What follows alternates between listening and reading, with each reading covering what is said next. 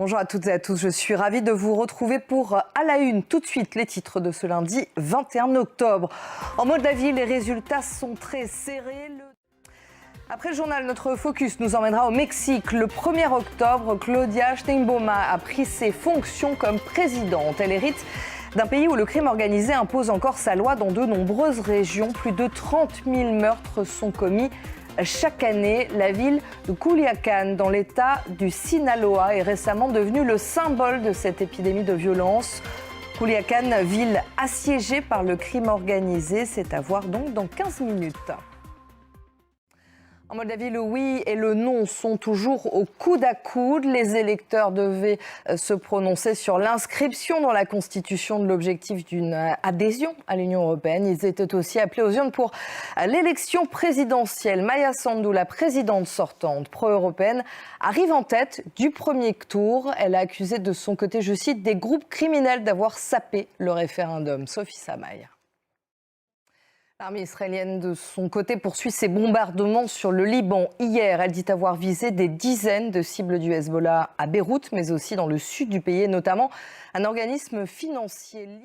Et depuis cette date et le début des bombardements massifs israéliens sur le Hezbollah, plus d'1 million de personnes ont fui selon le gouvernement libanais. Des déplacés que les associations, les entreprises et les citoyens tentent d'aider faute d'institutions étatiques fortes. Nos envoyés spéciaux, Jenna Lebras, Catherine Norestrent. Le week-end a également été meurtrier dans le nord de la bande de Gaza. Des frappes israéliennes ont visé la ville de Beth Laïa.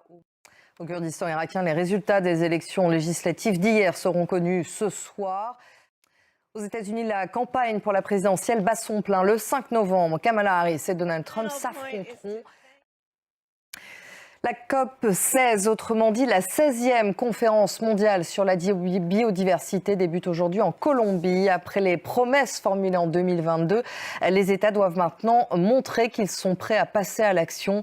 L'ONU les a d'ailleurs appelés à honorer leurs promesses. L'accord signé il y a 2 ans vise à mettre un terme à la perte d'espèces et d'écosystèmes d'ici à 2030. Sophie Samaï. On fait un point sur les titres qui dominent l'actualité de ce lundi 21 octobre. En Moldavie, les résultats sont très serrés. Et notre focus nous emmène ce matin en Colombie. Le 1er octobre, Claudia Sheinbaum a pris ses fonctions comme présidente du Mexique. Elle hérite d'un pays où le crime organisé impose encore sa loi dans de nombreuses régions. Plus de 30 000 meurtres sont encore commis chaque année et en moyenne, 29 personnes disparaissent chaque jour sans laisser de traces. La ville de Culiacán, dans l'état du Sinaloa, est récemment devenue le symbole de cette épidémie de violence. Culiacán, ville assiégée par le crime organisé au Mexique. C'est un reportage de nos correspondants Laurence Cuvillier et Quentin Duval. Merci de votre attention. Je vous retrouve dans quelques minutes pour la suite d'À la Une.